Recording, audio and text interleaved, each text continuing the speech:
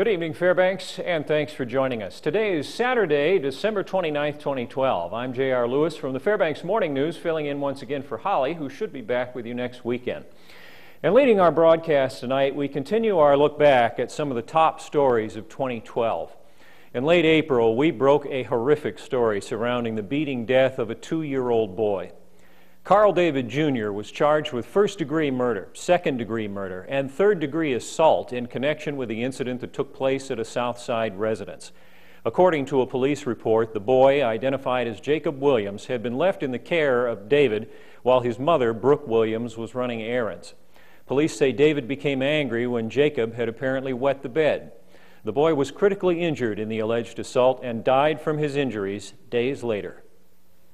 The brutal homicide of Jacob Williams outraged the local community and once again had advocates detailing national statistics that put Alaska at the top in incidents of child abuse and neglect. They say those same statistics place rural parts of the state at about 5 times the national average. Last summer, as part of a 2-part series, News Center 11's Darrell Lewis gave some insight on an issue that many say touches the core being of a community and the nation as a whole. Locally, he's become the face of all that could go terribly wrong on the home front. Late last month, while his mother was out running errands, 2-year-old Jacob Williams was brutally beaten, allegedly at the hands of his mother's live-in boyfriend. 2 days after the attack, the young boy died of his injuries, and 24-year-old Carl David Jr. faces a life prison term for his murder. It's that tragedy and many others that has Fairbanks resident Diana Williams forming a public crusade on the issue.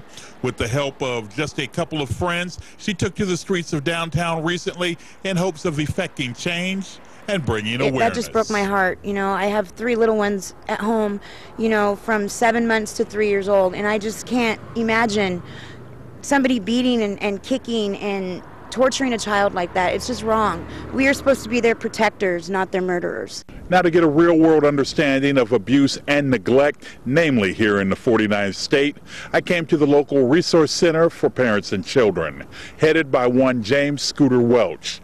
The same Scooter Welch, former Fairbanks police official, long time, and one who knows abuse and neglect on an up-close and personal perspective very well. Child abuse hits a lot of areas, and we've had a lot of tragedies. Some of those tragedies affected people like me, who has been in law enforcement. My oldest son was sexually assaulted and murdered in this community in the mid-'80s while I was an officer with the Fairbanks Police Department. My father-in-law was a Superior Court judge at the time, brother-in-law a state trooper, wife an attorney, and other family attorneys. So it can affect families like us, it can affect other families. And to further put it into like terms, according to data compiled by the Resource Center, the financial numbers on a national level are staggering. In 2012 alone, the United States will pay approximately $80 billion in the fight to address child abuse and neglect. That statistic stood alongside cleanup costs for other real-life disasters. Take a listen. The September 11th terrorist attacks, $83 billion to clean up. Hurricane Katrina, $90 billion. The tsunami in Japan, $122 billion. $80 billion to wage this battle against child abuse and neglect, and the state of Alaska ranks #1 on the list. Needless to say, as advocates would have it, Alaska has a problem of epidemic proportions, and the interior of Alaska right in the proverbial crosshairs as well. Well, hopefully we'll be able to make some improvements in that area in 2013. Still to come now, we continue our look back at the top stories from 2012, and we promise we'll lighten up a little bit. The Civil Air Patrol is still spreading some Christmas cheer. Those stories and more as the Saturday edition of the Fairbanks Evening News continues on KTVF Channel 11. This edition of the Fairbanks Evening News is brought to you by Bailey's Furniture, voted 7 times Alaska's best furniture store. Good evening, Fairbanks, and welcome back to the Fairbanks Evening News for December 29th. Many have called it a parade unlike any ever seen in Fairbanks. The first annual Salute to Our Military Parade, known as Stomp, wound its way through the downtown streets back in mid-May, and News Center 11 was there in full force.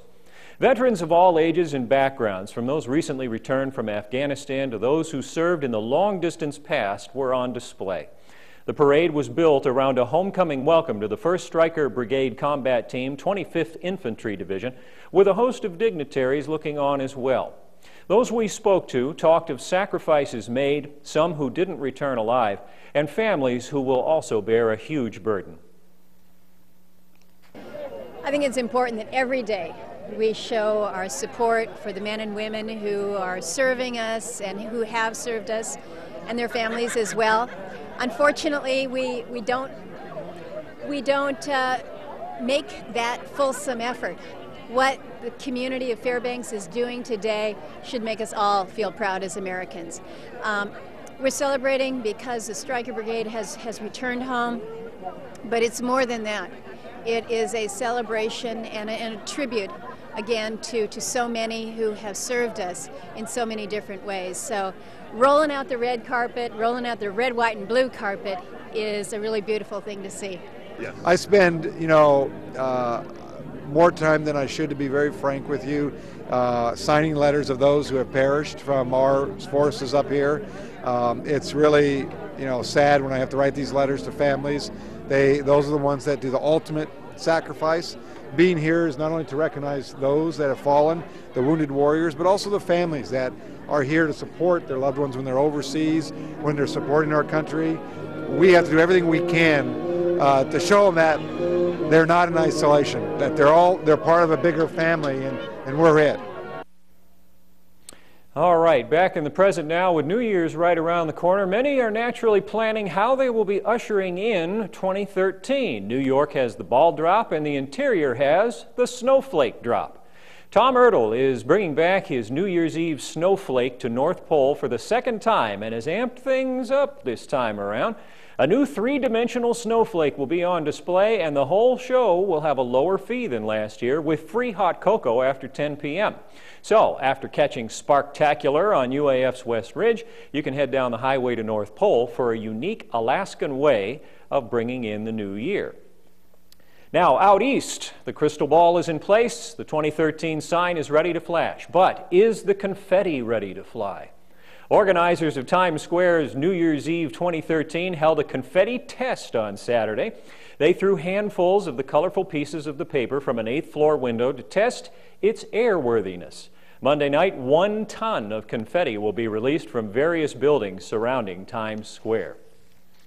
Frigid temperatures delayed but did not stop the local Civil Air Patrol from delivering a Christmas bounty to the remote community of Beaver, Alaska. News Center 11 intern Ashley Strange has the story. This is the second year the 9th Composite Squadron has visited a remote community bearing gifts. The idea came from Finance Officer Lieutenant Cindy Walker.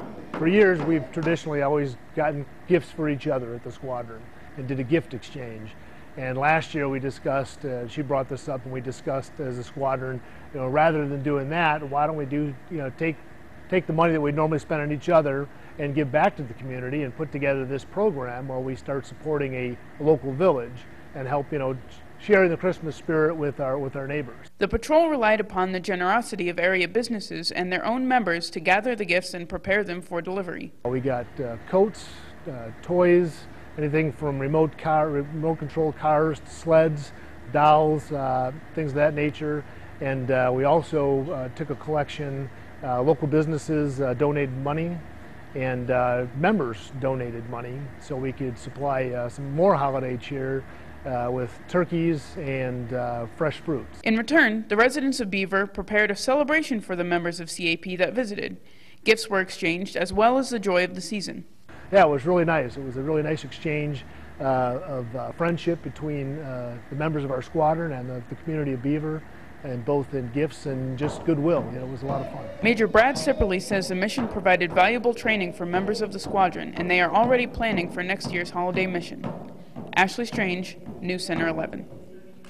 All right, nice job there, Ashley. Thank you. Still to come now, we've got Joe Cook with your Saturday Sports as he's filling in for Mr. Darrell Lewis. That's what we call him here. And later, a look at the weather as the Fairbanks Evening News continues on KTVF Channel 11. Hello, Interior Alaska. Joe Cook here on a Saturday, filling in for the big man, Darrell Lewis, once again. We're covering all the bases in sports today, so let's get started. The Interior High School basketball teams, they're showing their mettle in the holiday break tournaments. 3 girls teams will be in title games, and 2 boys teams will be playing for titles as well over the weekend. The Monroe Rams handled business in their semifinal game against Philomath in the Clark Cochran Christmas Classic. The Rams set the tone early and had a 29-14 lead at halftime. That lead would grow to a 54-34 advantage in the fourth. The Rams won 57-36. Tyler Wells led the way with 19 points. David Stepovich hit 4 threes and finished with 16. Monroe will play Palmer in the championship game on Sunday. And at that same tournament, the Lathrop Malamutes will be in the girls' title game. Lathrop led throughout the semifinal, getting a 27-17 lead in the second quarter. Clay Walk, though, they rallied and cut the deficit to 2 in the fourth quarter, but Lathrop goes on a run in the fourth and wins 45-37. Jasmine White had a game-high 23 points. Alicia Talley had 10 points in the first half and finished with 12. Ruthie Hebert added 8 for the Malamutes, who will face Gig Harbor for the championship on Sunday.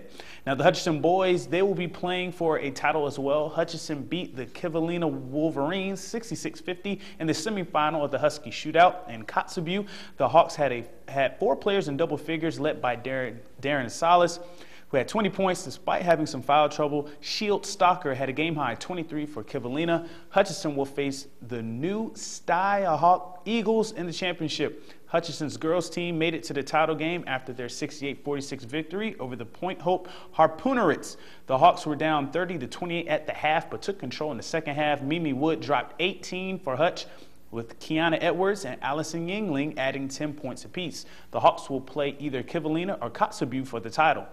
Now, the West Valley girls defeated Chugiak 44-25 in their semifinal game. It was 19-19 at halftime when the Wolfpack applied the pressure and held Chugiak to just 6 points in the second half.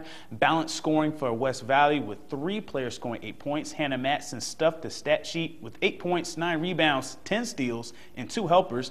The Doc Larson Round Ball Classic title game will be a rematch of the 4A state championship. West Valley against Wasilla.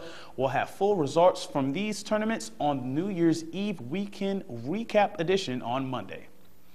Now, the Ice Dogs were in action last night on the road in the Sillon Arena, taking on the Fresno Monsters, the basement team of the West Division. The Ice Dogs were a bit rusty. They haven't played a game since December 14th, and it showed, but the Ice Dogs had a good third period to build off on, outshooting the Monsters 13-0 and getting goals from Kyle Lee and Brandon Campbell in the third period. But on any given day, even the basement teams can make some noise, and they woke up the Ice Dogs with a 4-2 victory. In Game 1 of this 3-game series, the Monsters snapped their 8-game losing streak and were aggressive early with a 16-5 first period advantage in shots and scored 2 goals in the second period within 32 seconds of each other. Both teams will play again tonight. We move on now to our year in review, and we go up the hill to recognize the Nanook swimming team. The season so far has already been a historic one for the Nanooks in 2012. In their first home meet of the year, they defeated Cal Baptist for the first time in program history, 113-92. After another meet and an invitational, the Nanooks find themselves in uncharted waters. Benty Heller is ranked #1 in the 100 freestyle. She's the first Nanook in program history to be ranked #1 in any event at any point during the season. At the Husky Invitational, Heller set a new varsity record with a 50.28 second swim. Heller is also 9th in the 200 freestyle as well. Sophomore Margot Adams is 4th in the 100 fly and 15th in the 200. The Nanooks also have 5 relay teams that are ranked in the top 20. The 800 freestyle relay team is at number 10 with a 7-minute 42.97 second time. The other relays rank 13th, 17th, 18th, and 20th. In our year in review, we had to highlight an annual event that I can't wait to witness, the Midnight Sun Game. This June was the 107th edition of the game. I'm still trying to imagine broad daylight at midnight, but one of our own knows this game very well, and who better to take us back to that midnight game than our own Fred Brown. Total attendance numbers weren't available, but I can tell you firsthand this place was packed and the fans were loving it. Normally I don't really come to Panthers games, but Midnight Sun Game is a must. So that's why I'm here. I'm here with Mom. I'm having a great time, dude. A lot of fun, ton of fun. To the game, the Everett Washington Merchants would get the scoring started in the first. 2 outs, run on anything, and this is why. Pop up, who's got it? No one. The Panthers would tie it up in the second and then take the lead. Matt Nadolski stepping up clutch. Double in the bottom of the fourth to plate Casey Munoz. Panthers up 1. Later in the inning, Nadolski tried to stretch the lead to 2, but is gunned down on the short fly ball to center. Score stands 3-2. We go to bottom 5. 2 outs, 1 on. There's your double. Panthers go up 4-2. Top 6, Panthers fans, it ain't over yet. Merchants got 1 earlier in the inning, and Alex Potts steps to the plate. 1 on, 1 gone. Potts just getting enough, and it's good for the 1-run lead. But it's nothing to worry about. Bottom 7, Munoz is on fire. Finds the gap for his 3rd double of the game, and it goes for 2 runs with 2 outs. Panthers would tack on 1 for safekeeping, and that's where the final score would stand. 7-5, Panthers win the 107th Midnight Sun game. The atmosphere was awesome. There's a lot of people here. It's the first real game that I've been around a lot of fans like this, and it was just exciting. Well, I actually played in this game last year for the San Diego Waves, and we came out, we didn't win, but I kind of knew how to approach the game today. I woke up early, worked out this morning, and then took a nice little nap, and then came out ready for the game, you know. So I felt good all day, and you know, we just came out and played a great game. This is a once-in-a-lifetime opportunity, great fans here. We're all really excited about this ballpark, and we're happy we were able to give everybody a good game, and some guys really stepped up on the mound and at the plate, and I think it was a great experience for everybody involved. And that'll do it for your Saturday sports. Thanks for rocking with me for a little while. For more KTVF sports, you know where to find us: YouTube, Twitter, and webcenter11.com. Stay cool, Alaska. Your full weather forecast is coming up next. We'll catch you next time. Good evening, Fairbanks, and welcome back as we get a look at our weather here locally and around the state. Air quality index first, a little better than it's been. Unhealthy for sensitive groups in Fairbanks, still unhealthy in North Pole, though. And now current conditions up on your screen. The record high for today, 43, set in 1982. And here's a record low for you, minus 62 in 1961. The record low has been from that year for the last several days. That must have been really great. Sunrise today, 10:58, went down at 2:51. 3 hours, 54 minutes of daylight. We picked up about 2.5 minutes. Looking at forecasts around the state for tomorrow, starting up north, it's increasing clouds with a few flurries in Barrow, highs of -8. For Nome, scattered flurries, cloudy skies, high 36. Fort Yukon to be partly cloudy and 8 above. Here in the interior, it's mostly clear tomorrow in Fairbanks with a high about 25, and Denali has a high wind warning for gusts as high as 80 in the passes. Otherwise partly cloudy and a high of 45 degrees. Down in southeast, rain and 38 in Juneau. Rain is likely and 40 degrees in Ketchikan. Moving to the southwest, rain and snow showers with patchy morning fog in Cold Bay, highs 37. Kodiak, pretty windy, up to 50 miles an hour, mixed rain and snow, highs of 40. And the seas will be about 30 feet, so I'd skip the Sunday boat trip. For Bethel, it's snow and 31. And then in south central, high wind watch in Anchorage, especially in Turnagain Arm, mostly cloudy, scattered rain and snow showers, high about 35. Homer, windy, cloudy skies, scattered snow showers, high of 40. And Valdez will have mixed rain and snow showers, maybe some freezing rain, and a high of 37. Back home now, our Fairbanks forecast looks like this. Tonight it's mostly clear, lows 10 below to 5 above in the valleys and in the 20s in the hills. Tomorrow, mostly clear, highs in the teens to upper 20s in the valleys, maybe in the 30s in the hills. Tomorrow night, then, mostly clear, lows 0 to 15 above in the valleys and around 30 above in the hills. The extended outlook now, you can see a few clouds return on Monday, and then we're mostly cloudy all through next week. And a gradual cooling of temperatures from highs around 20 early in the week, settling down to about 5 above by Friday. Nighttime lows following that same general trend. And aurora activity is forecast to be moderate tonight, though, so here's to hoping. That'll wrap up this edition of the Fairbanks Evening News, but not before we wish a happy belated birthday to one of our top-notch behind-the-scenes crew members, Justice Soleil, and the crowd goes wild. Holly and Darrell will be back next weekend. I'll look forward to seeing you on Monday morning for the Fairbanks Morning News at 6:30. From all of us here at News Center 11, I'm J.R. Lewis. Thanks for watching. Enjoy the rest of your weekend, and we'll leave you with video of our brave engineer risking life and limb to fix whatever he's fixing up there. Better you than me, Dave.